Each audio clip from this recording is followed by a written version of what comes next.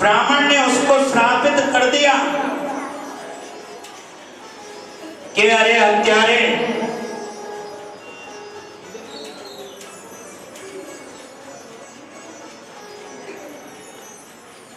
मेरी हत्या करके तुम्हें क्या मिलेगा? मेरी हत्या को करके तुम्हें कई नरकों में जाना पड़ेगा।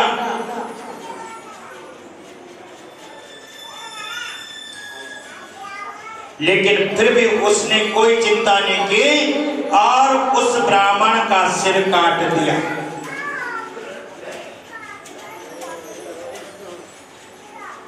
आज ब्राह्मण का सिर काट दिया। भृगु जी महाराज राजा को उनके पूर्व वृतांत की कथा बता रहे हैं।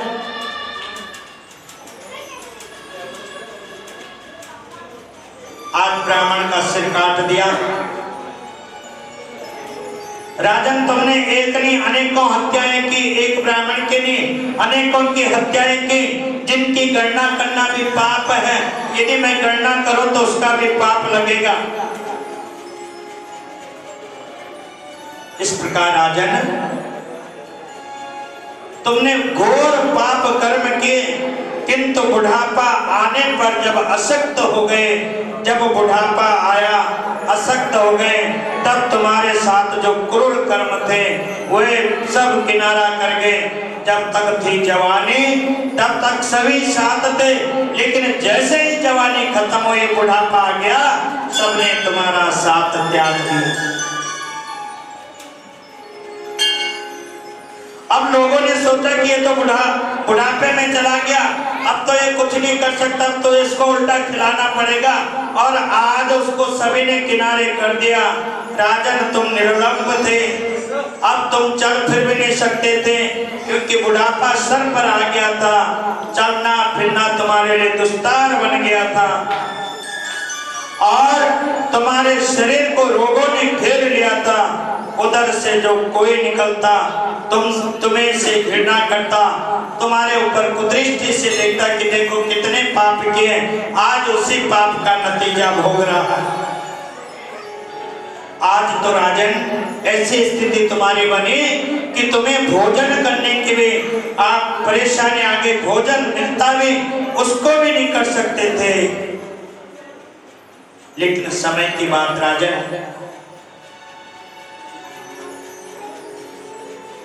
तुम बड़ी कठिनाई के साथ, बड़ी परेशानियों के साथ, एक बहुत ही टूटा फूटा खंडर एक देवालय था, और उस देवालय में पहुंच गए। उसमें एक पुरानी गणेश भगवान की एक प्रतिमा उस देवालय में लगी थी।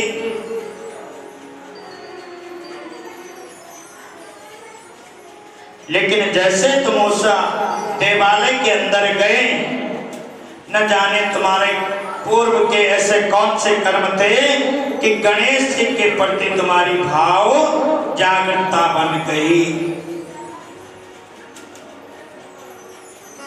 तुम निराहार रहकर भी, मतलब बिना भोजन के रहकर भी, तुम भगवान गणपति का नाम लेते थे, मन में उच्चारण करने लगे, उपासना करने लगे, और जैसे जैसे तुमने भगवान गणपति का नाम लिया, तुम्हारा रोग धीमे धीमे कम होता गया।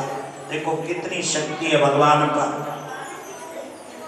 सभी बोले हरे कृष्णा हरे कृष्णा, प्रेम से बोले हरे कृष्णा, हरे कृष्णा, जोर से बोले हरे कृष्णा, हरे कृष्णा। भगवान के नाम में कितनी शक्ति की। केवल आज मन से भगवान का नाम उच्चारण करने लग गया, और उसके जो घोर जो कुष्ठ रोग था धीमे धीमे धीमे धीमे कम होने लग गया। लेकिन राजन, भृगु जी महाराज कहते हैं कि तुमने पहले, जब तुम राजा थे, जब तुम उससे पहले वैश्य के पुत्र थे, तो तुमने कुछ धन एक गड्ढे में छुपा कर रखा था, और तुम अपने कार्यों में लग गए। तुम्हें ध्यान नहीं रहा कि मैंने धन कहीं छुपा रखा है। अब तुम्हें याद आया, जैसे जैसे तुमने भगवान का नाम लिया तुम्हें याद आया, और तुमने जितना भी वो धन चुरा जमा किया था उसे कहाँ लगाया? भगवान गणपति के उस टूटे फूटे मंदिर को सुंदर मंदिर बना दिया। और जब सुंदर मंदिर बनाया, भव्य मंदिर बनाया, जितनी तुम्हारे अंदर बुराई थी, जितने लोग तुमसे घृणा करते थे, आज तुमने इतना अच्छा काम किया कि पूरी प्रजा तुम्हारे साथ हो गई। देखो, एक ही काम किया कि भगवान का टूटा फूटा जो मंदिर था उसको आज सुंदर बनाया, बढ़िया बनाया, और पूरी प्रजा का साथ तुम्हारे साथ हो गया। इसलिए बुरा समय व्यतीत होने में पल लग सकता है, एक पल में बुरा समय। आपने देखा पुरुषस्य भागस्य, और स्त्री का चरित्र देवो न जानते कुतो मनुष्य। भैया, पुरुष का भाग्य और स्त्री का चरित्र देवता भी नहीं जान सकते कि कब क्या होगा। आज पुरुष,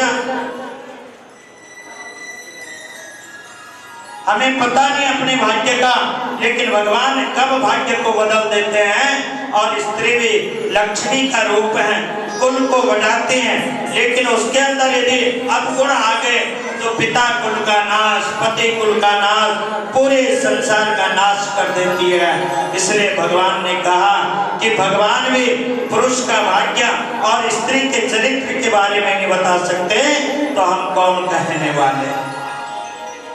आज तुमने पूरे जीवन में पाप ही पाप किया, लेकिन अंततः एक तुम्हारे मन में विचार आया, भगवान का मंदिर सुंदर बनाया।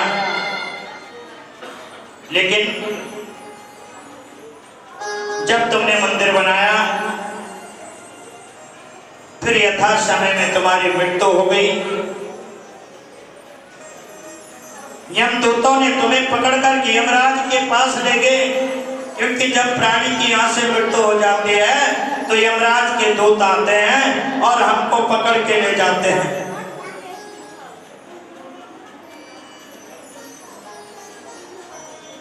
सभी प्रेम से कथा सुने। बातें घर में हमने कहा, जो बातें करनी घर में, यहाँ पर हम आए हैं बर्फी खाने के लिए, तो वो भी हम देंगे, जरूर देंगे, और साथ में समोसा भी देंगे। आज तो खट्टा मीठा दोना चलेगा। इसलिए यहाँ पर आए तो भगवान का ही नाम सुने, नहीं तो क्या होगा, आप राजा की कथा सुन रहे भैया, पूरे जीवन में कष्ट ही कष्ट होगा। इसलिए कथा को श्रद्धा से सुनना चाहिए, भाव से सुनना चाहिए। आज मृत्यु हो गई, यम के दूत आए और पकड़ के ले गए।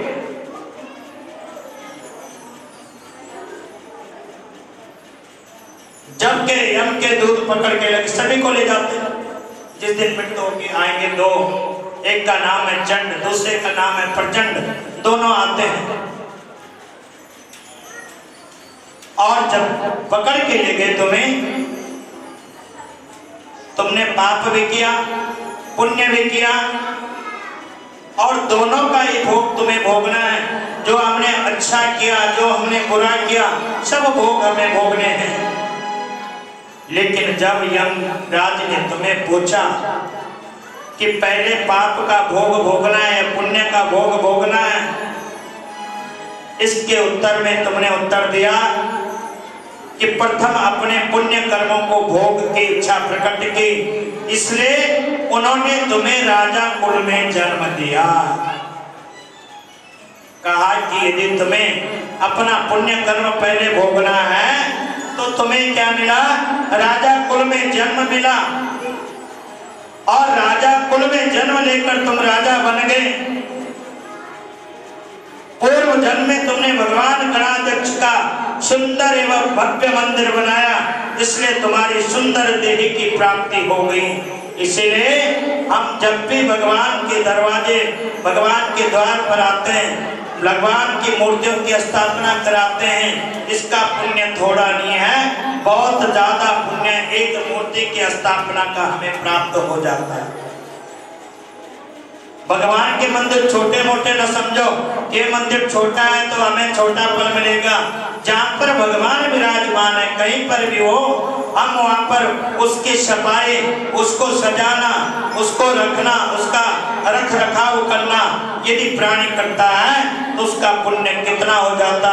एक मंदिर बनाने से अनेकों प्रकार के कुष्ठ रोग समाप्त हो गए। ये कहकर महर्षि भृगु कुछ रुके, क्योंकि उन्होंने देखा कि राजा को जो मैंने बताया, राजा के मन में थोड़ा सा शंका हो रही थी।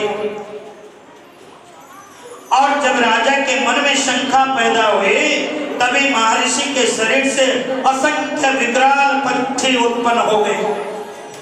और जब महर्षि के शरीर से वो पक्षी विकराल उत्पन्न हुए तो सीधे राजा के शरीर पर चिपट गए और राजा का मांस खाने लग गए। नोच नोच करके राजा के शरीर का मांस खाने लग गए।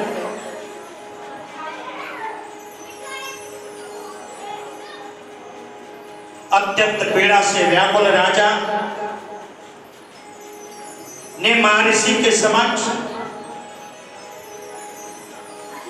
हाथ जोड़कर निवेदन किया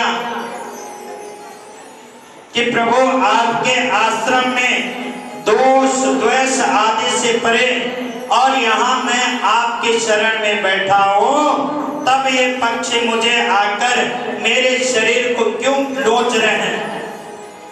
राजा ने महर्षि से प्रश्न किया। अब चाँद नहीं आने,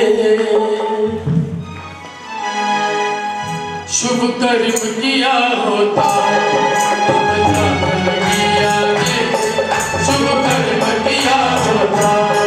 कुछ कर्म ठिकाने बल हरि नाम लिया होता। कुछ कर्म ठिकाने बल हरि नाम लिया होता। अब चाँद नहीं आने, शुभ कर्म किया होता। अब चाँद नहीं आने, शुभ कर्म किया होता। कुछ करके ठिकाने बल, कुछ करके ठिकाने बल हरि नाम लिया होता।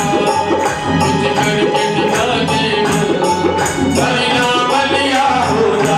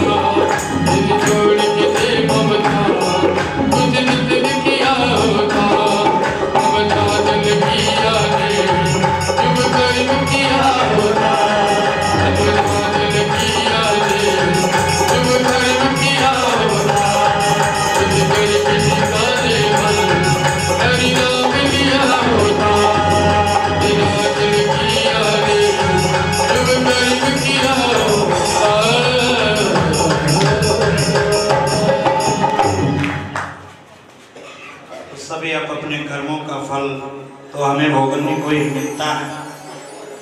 इसलिए कर्म प्रदान विश्व करे राखा, जो फल बोए सो फल चाका। जैसा आप कर्म करोगे वही फल की आपको प्राप्ति होगी। भगवान ने कहा आप कर्म करो, फल की इच्छा न रखो, क्योंकि फल देना मेरा काम है और कर्म करना आपका काम है। कर्मण्ये बाधिका रस्ते माँ फले सुखदाचना। कर्म करो, यदि हम कर्म अच्छे करेंगे तो हमें फल बहुत ज्यादा प्राप्त हो जाएगा। आज महर्षि के शरीर से पक्षी उत्पन्न हुए, राजा के शरीर से मांस खाया।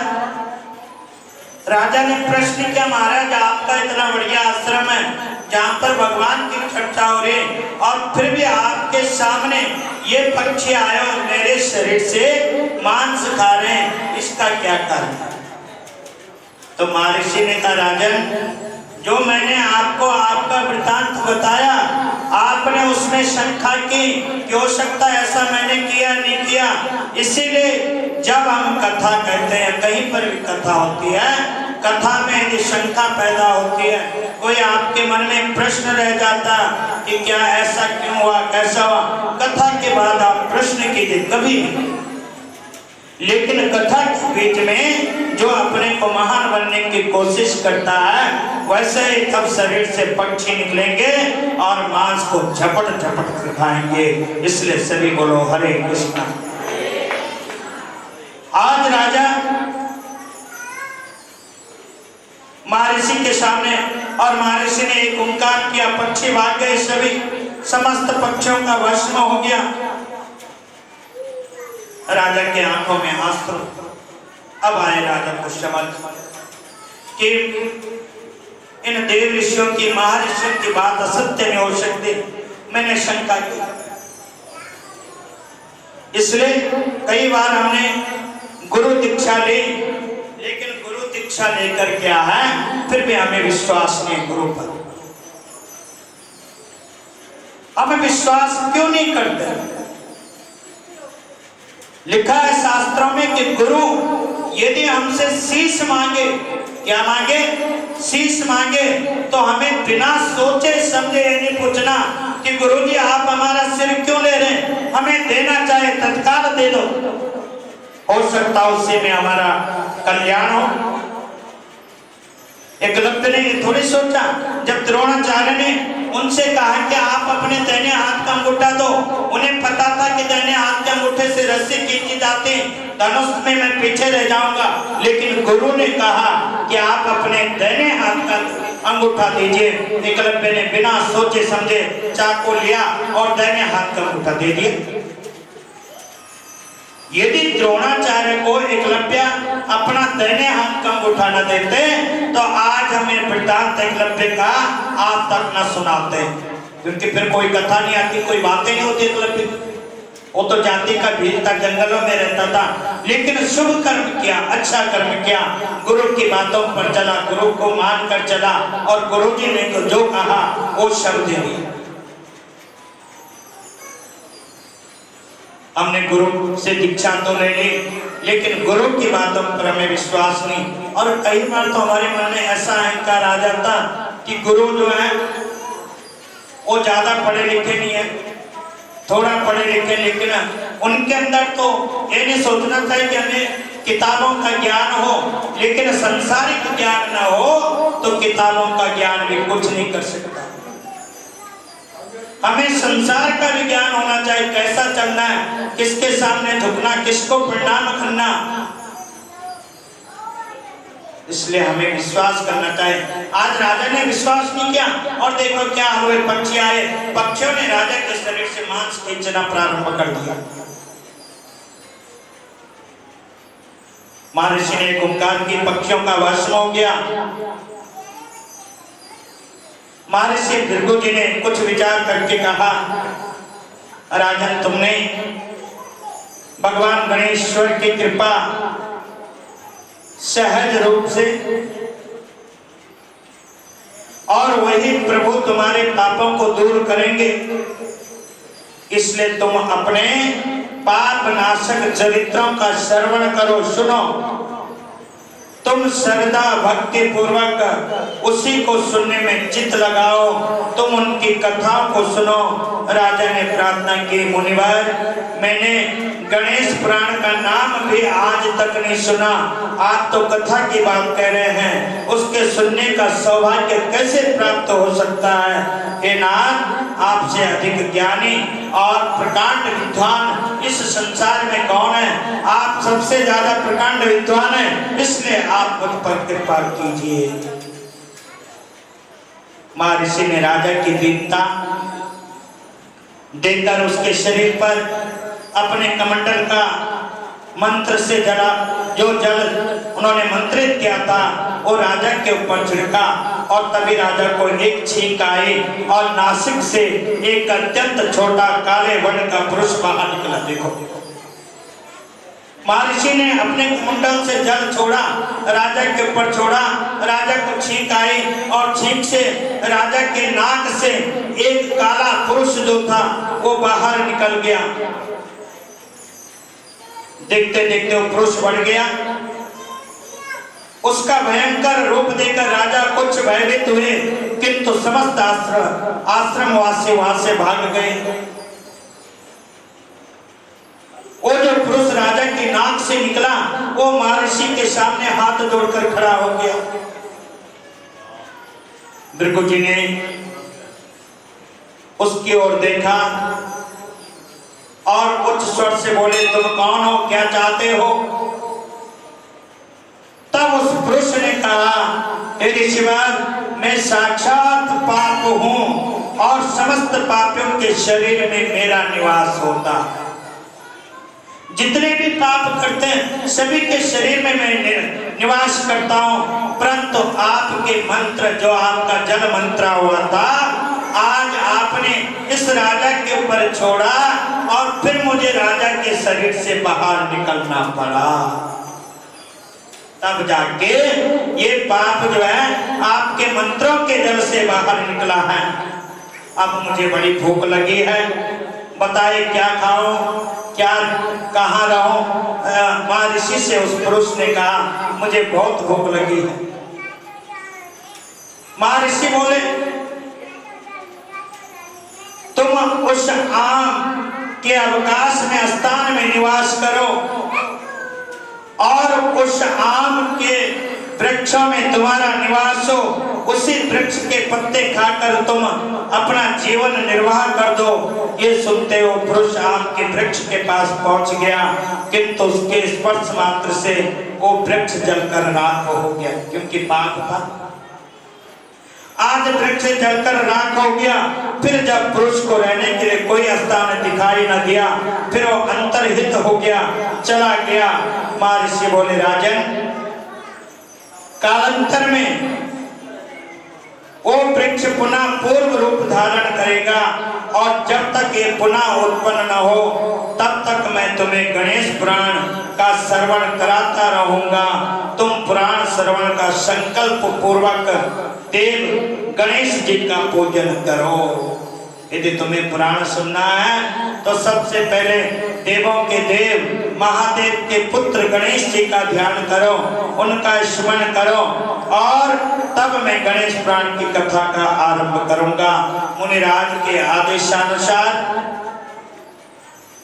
राजा ने पुराण श्रवण का संकल्प लिया। जैसे आपने भी संकल्प लिया कि हम 10 दिन तक श्री हनुमान मंदिर में गणेश पुराण की कथा का श्रवण करेंगे।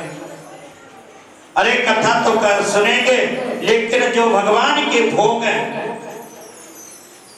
जो मिठाई 200 किलो की है, 200 रुपए प्रति किलो है, देखो कितना प्रसाद आ जाता है। और ये प्रसाद आपको भगवान का प्रसाद के रूप में मिलता है। इसको खाओगे तो जीवन तर जाओगे, पार हो जाओगे।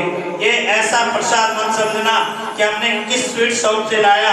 ये स्वीट शॉप तो गेट से बाहर था, लेकिन जैसे ही गेट के अंदर आ गया और भगवान के चरणों में भोग लगाया गया, फिर वो प्रसाद जो है वो वो बर्फी का प्रसाद नहीं, बेसन का प्रसाद नहीं, फिर वो स्वयं अमृत बन जाता है और हम अमृत को खाकर अपने समस्त पापों का नाश कर देते हैं। सभी बोले हरे कृष्णा, प्रेम से बोले हरे कृष्णा। हरे कृष्ण।